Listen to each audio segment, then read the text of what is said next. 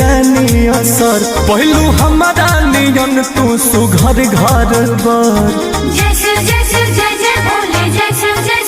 एक कौन पूजा के हुए रानी असर पहलू हमारा नियन तू सुघर घर बर बोलो ना रानी कौन देवी देवता के